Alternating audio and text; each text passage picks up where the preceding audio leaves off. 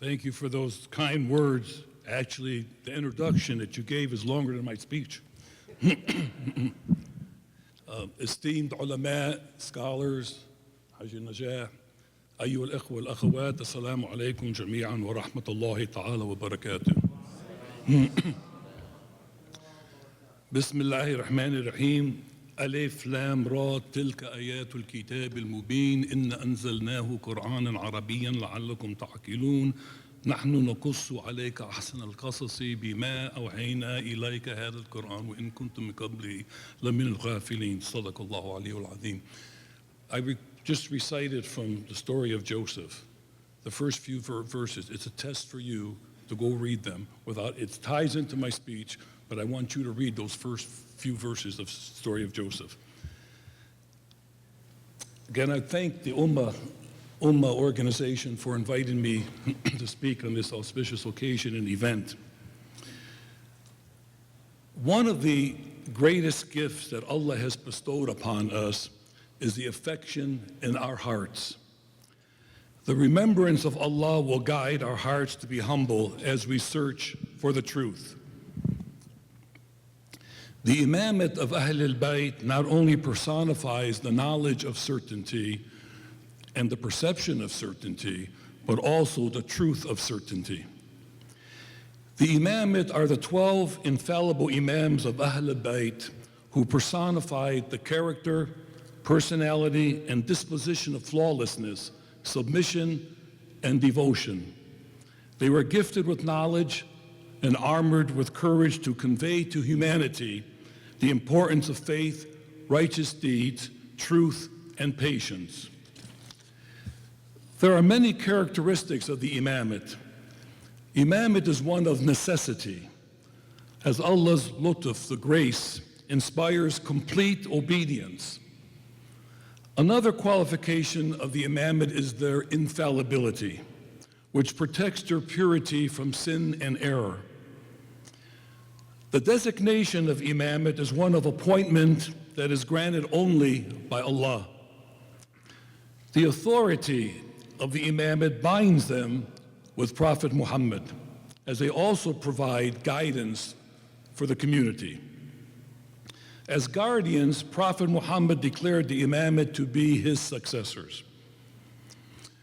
Prophet Muhammad and the imamate have illuminated our spirits as their energy flows through every facet of our soul, body, and mind. We must instill this radiant energy within our children so that they too will own up to their responsibility to carry on the message and significance of the imamate. We must submit our will to Allah, become certain of our faith, believe in Imam Hussein's message, and accept the challenge that we will strive in the way of Allah to better ourselves as Muslims.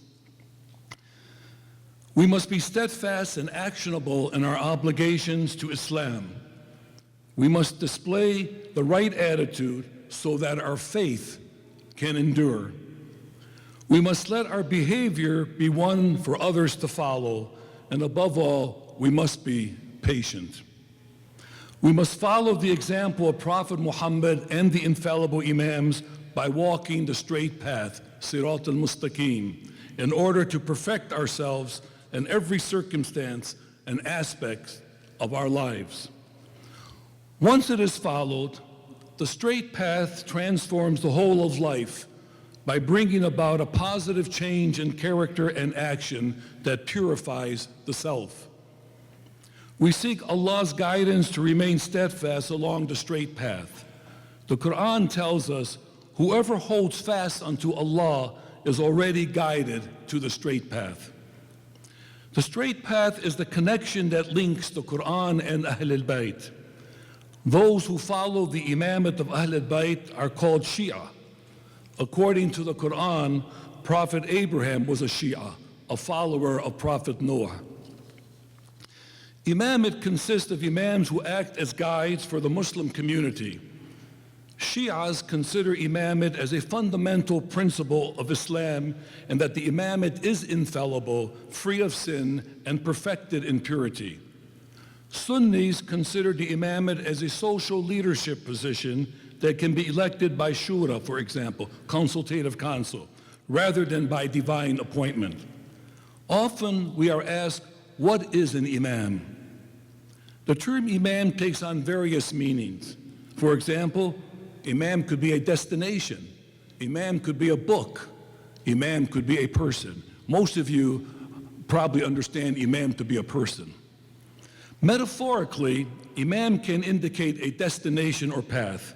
For example, guide us to the straight path. Ihdina as-sirat al-mustaqim of al-Fatiha refers to mankind leading a path of righteousness and following the example of Prophet Muhammad and the infallible imams. The Quran explains the meaning and significance of the straight path. The straight path is the way of Allah. The Quran says, "Verily, my Lord is on the straight path." The straight path is the very path of the prophets. The Quran says, "Verily thou, O Muhammad, are of the apostles sent by us on the straight path." The straight path is a path of servitude to Allah. Again, the Quran says, "And you should worship only me, and this is the only straight path." The straight path is a path of trust and reliance on Allah. The Quran tells us, whoever holds fast unto Allah is already guided to the straight path. As they are guides to mankind, the books of Allah are considered to be imams. These books are the scrolls of Abraham, the Torah of Moses, the Psalms of David, the Gospel of Jesus, and the Quran of Muhammad. The Quran says, Allah has sent down unto thee the book, the Quran, with truth confirming what was before it. And he sent down the Torah of Moses and the Gospel of Jesus, a guidance for people. A spiritual leader can be an imam. One who leads a congregational prayer is an imam. An imam can also be the leader of a mosque, an institution, or a community. Scholars may also be called imams. A father as head of a household is considered an imam of his family. The Quran mentions that there are evil imams, for example, Pharaoh Ramses II. However, the perfectly good imams are the infallible imams appointed by Allah. Verses in the Quran reveal that Allah appoints the imams. The Quran says, "And we gave Abraham, Isaac, and Jacob as a further gift, and made we all of them righteous ones. And we made them leaders, imams, guiding the people by our command." Quran also says, "Verily thou, Muhammad, are a warner and a guide, an imam unto every people." The main function of a messenger is to warn mankind about that which Allah has ordained and commanded. The main function of an imam is to guide mankind toward understanding and the meaning and significance of the verses of the Holy Quran. Never in the history of mankind has there been a closer relationship between two people than that of Prophet Muhammad and Imam Ali ibn Abi Talib.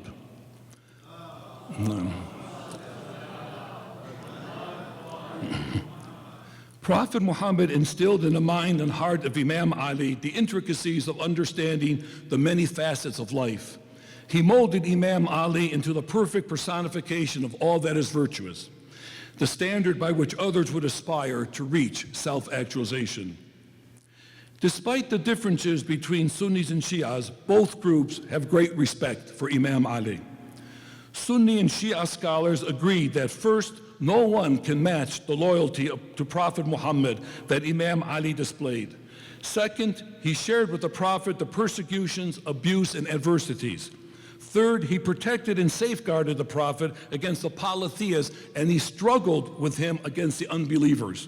And fourth, he defended and shielded the Prophet with his own life from the enemies of Islam. Sunnis tenaciously adhere and live by what is known as Kutub as-Sittah. These are the 6 books for the Sunni Hadiths. These are books that contain Sunni hadiths collected by Bukhari, Muslim, Abu Dawood, An-Nasa'i, Ibn Majah, and Al-Tirmidhi. For Sunnis, they don't dispute any of the hadiths contained in these books. I authored a book that I was just introduced. It was called No One Followed the Straight Path, Finding Common Ground Between Sunnis and Shias, in which I researched all 38 volumes of Kutub as-Sitta, the 6 books. Sunnis believe that there are 7 criteria to become a caliph. 1, the person must be a male, be Muslim, be from the tribe of Quraysh, be knowledgeable in Islam and able to make independent decisions, be just, moral, and trustworthy, be physically able, spiritually brave, and protects the ummah against its enemies, and to have political, military, and administrative experience. Well, brothers and sisters, Imam Ali is by far the best example of each of the 7 criteria within these 6 books.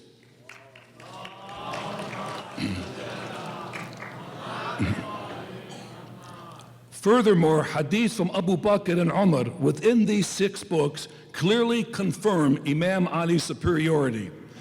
Therefore, Sunnis must agree, based on their sources and their criteria, that Imam Ali is the Mawla, the rightful successor to Prophet Muhammad. Moreover, certain events authenticate Imam Ali's authority to take the banner of leadership after Prophet Muhammad. Imam Ali's birth in the Kaaba. Imam Ali's appointment as a young child to succeed Prophet Muhammad. Imam Ali's destruction of the idols at the Kaaba. Prophet Muhammad's final sermon at Ghadir Khum, in which he appointed Imam Ali as his successor, and Imam Ali being the first to compile and codify the Quran. All these events are linked. It was not an accident that Imam Ali was born in the Kaaba, but by the will of Allah. Why? This event was a forerunner, a sign or foreshadowing of future events to take place. I will refer to just one of these events that prove Imam Ali is a rightful successor to Prophet Muhammad. That event was the destruction of the false idols at the Kaaba. Prophet Muhammad and Imam Ali destroyed the idols at the lower level of the Kaaba. They then turned to the idols at the higher level of the Kaaba, including the biggest idol. At first, Prophet Muhammad stood on the shoulders of Imam Ali to destroy the idols. However, Imam Ali could not hold the Prophet, as he felt that the weight of the whole world rested on him. So Prophet Muhammad stepped down and placed Imam Ali on his shoulders, and the weight of Imam Ali was like that of a feather. So Imam Ali proceeded to destroy the idols. Now we all know that Imam Ali was very strong, so the weight of Prophet Muhammad on his shoulders should not have been a problem. However, it was Allah who intervened and made the weight of Prophet Muhammad extremely heavy. Moreover, Allah demonstrated that Prophet Muhammad is the foundation upon which Imam Ali rises.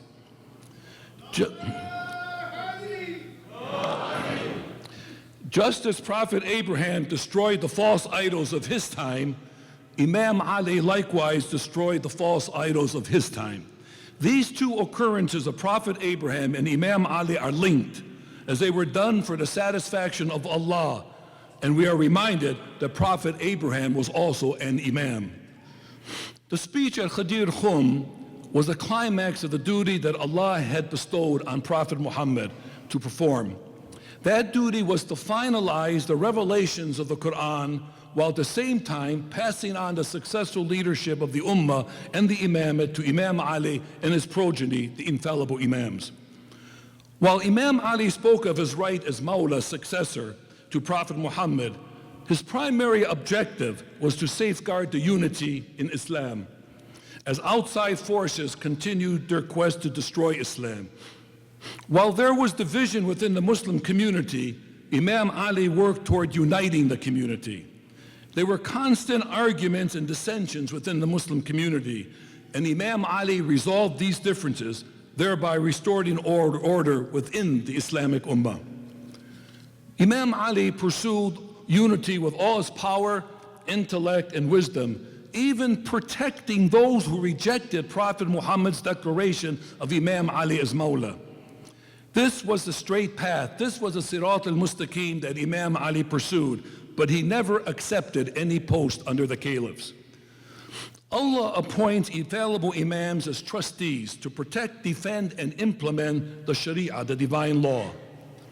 As leaders and guides of humanity, these imams instill in the minds and hearts of each Muslim the explanation, the tafsir of the Quran. These imams provide commentary, interpretation, ta'wil, as well as protection of the Quran from innovation, distortion, and misinterpretation. As these imams provide inner guidance to mankind, they do so with all their purity, piety, knowledge, wisdom, and devotion. As such, all virtues are manifested in these imams, and they are the role models and standard of excellence. As they mature mankind's spiritual capacities, they illuminate the hearts of believers. Allah appointed the infallible imams to be the guides to lead mankind to the straight path. In effect, these imams are the vehicles of Allah's grace to guide mankind, to explain the inner meanings of the divine law, the Sharia, to properly interpret the verses of the Quran, to defend the truth, and to develop the Islamic personality of the Ummah. Since man is not self-sufficient to guide himself in terms of faith and religious doctrines, there is the necessity for imams. While patients may be able to read a book on medicine, they still need a physician to help diagnose and administer a cure for their ailment. In short, the role of the imams to guide mankind to the straight path in all aspects of their existence. In spite of being harassed, persecuted, and humiliated, the infallible imam stayed the course of preaching unity and practicing in all of its manifestations. The common linkage for Sunnis and Shias is Imam Ali, who was not only a symbol of truth, but a manifestation of it as well. The Sunni hadith of Kutub al-Sitta, the 6 books, revealed that Abu Bakr, Umar, and Uthman often became perplexed on issues and would therefore consult with Imam Ali and agree with his decision.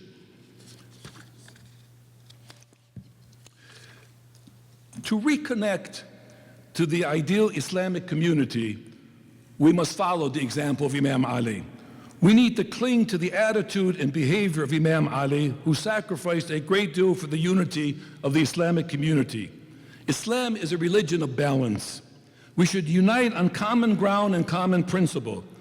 Muslims need to peacefully sit down together, have dialogue, and get everyone back on the right track, without borders and without prejudice. We cannot overemphasize the importance of achieving a complete state of cohesion and unity in the Muslim Ummah. When the Muslim community becomes aware of its Islamic responsibilities, it will win back the unity and ward off extremists who misrepresent Islam.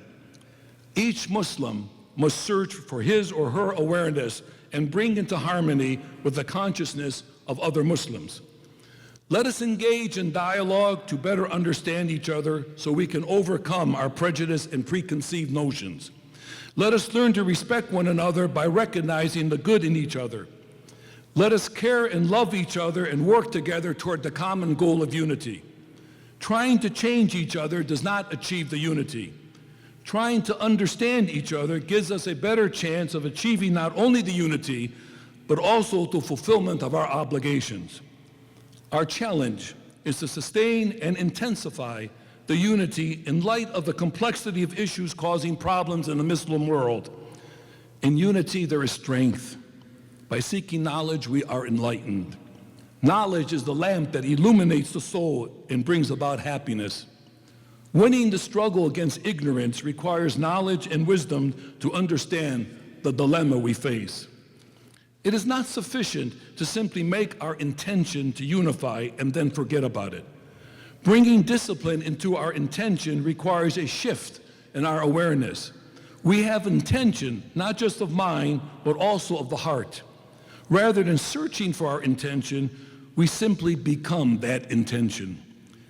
Today, there is great demand for eyes that see, ears that hear, minds that think, and hearts that feel. We can no longer be too content in our own respectability, nor too complex and too difficult to please because of our own self-importance. As disunity has been unfolded in our presence, we must open our eyes to the disease, open our ears to the call for brotherhood, broaden our minds by being tolerant, and soften our hearts by self-restraint. We must live the life that is compassionate and self-denying. Here is an optimism that can be attained by all. It is founded not so much on thought as on action. We must be nurtured in the ideals of true brotherhood, real love for Islam, not hatred, universal knowledge, not ignorance, respect for each other, not envy. These are the virtues of truth. These are the true standards of equality and justice. These spell the end of jealousy. These bring in the day of promise. These usher in the brotherhood of man. In the progress of unity, the dream of yesterday becomes the confident hope of today and the realized fact of tomorrow. Let it be our prayer that our generation will see the dawn and sunrise of permanent unity.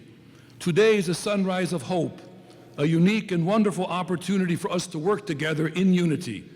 Let us embrace the 12th Imam, Muhammad al-Mahdi, as we await his return. وَاعْتَصِمُوا بِحَبْلِ اللَّهِ جَمِيعًا وَلَا تَفَرَّقُوا صَدَقَ اللَّهُ الْعَلِيُّ الْعَظِيمُ. And hold fast all together by the rope of Allah and be not divided among yourselves. Thank you. Wassalamu alaikum.